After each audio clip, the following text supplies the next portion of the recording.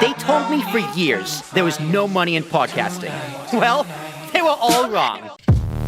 Writing is very hard. I tried writing a book in college, right? So the idea was, I'm not going to finish it, so it's fine if I say it, someone can steal it. I saw a music video a long time ago. I think it was a Nickelback song. I don't remember. But the characters in the music video had like stopwatches, like a timers above their head. You know, when it reaches zero, they die. I was like, huh, that's very interesting. That's an interesting concept. So I had the idea of like this scientist, right, who's very infatuated with time and time travel, and like the idea of going back in time, you know, and like he has an accident during it in his lab, and he's the only one who has the ability to see the stopwatches above people's heads, and you know he can't see his own because that's cheating, you know, and like his wife gets pregnant. And his wife's like stopwatch was like, you know, 40 years, whatever. Because the first thing you would do is like, you know, check your parents, you check your mom, you check your wife, your kids, whatever. So his wife has like, you know, 30 years, whatever, normal lifespan of that era. And then he gets her pregnant. Yeah. And then that stopwatch goes from 40 years to 9 months. Right. Oh. Right. Cool. So now he's got to try and find a way to cheat the clock and try and save her life. And there's like a whole other supernatural different thing part of it. But like, I got writer's block. I wrote the first act, and then I just stopped and haven't touched it in like 2 years. I stopped. I didn't have an ending. I don't have an ending. I have a beginning, a middle, but I can't think of how to end it. I have all the characters I want, twists and turns, but I can't think of how to end it. So did you ever get writer's block? Or first off, what do you think of that idea? Give me an honest, as an author, a published author, what do you think of that idea? Is it awful or is it great? I love the idea. A friend of mine shared an idea he has for a book. Is to have the police and a gang, you know, a street gang, police on one side, street gang on the other. And you won't know it, but every character corresponds to a chess piece. So as the book goes on, somebody gets killed, you know. There goes the rook, yeah. And as it ends up with one policeman at the end. Checkmate. That's awesome. That's awesome. And then he reveals who the characters are and what chess pieces they are. So you can go back and read the book and move the chess pieces. Yeah.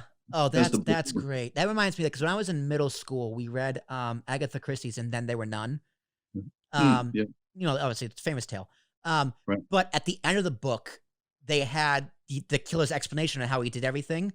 So my teacher, not wanting to give us spoilers, took the school copies and ripped out that back chapter in every single book and didn't let us read it.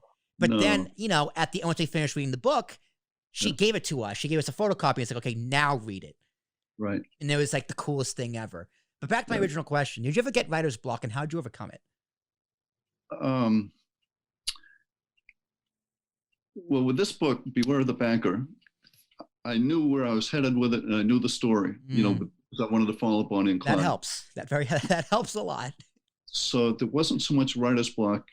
The problem I had is Bonnie and Clyde, in the very end of their life, they were ambushed and shot by the police.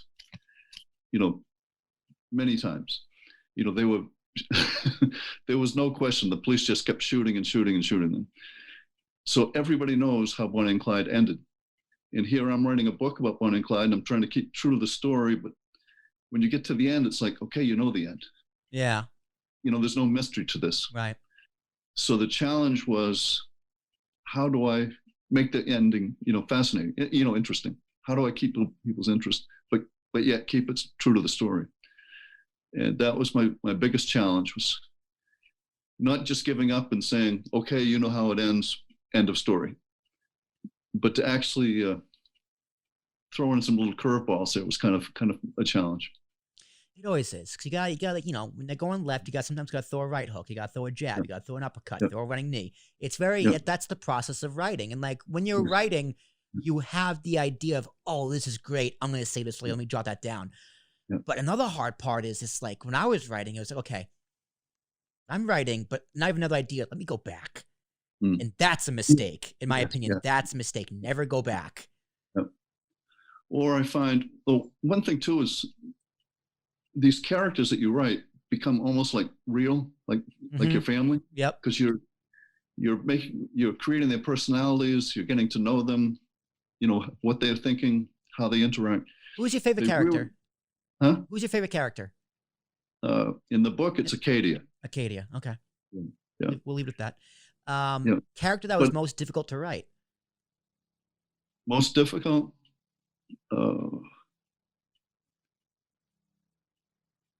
It's a hard, Probably, that's a hard probably, question. probably Tony, the branch manager. Okay. Branch manager. Yeah, because on the one hand, he's a branch manager, well known in the community, but yet he's plotting to rob his own bank. And how do you mix the two personalities? Right.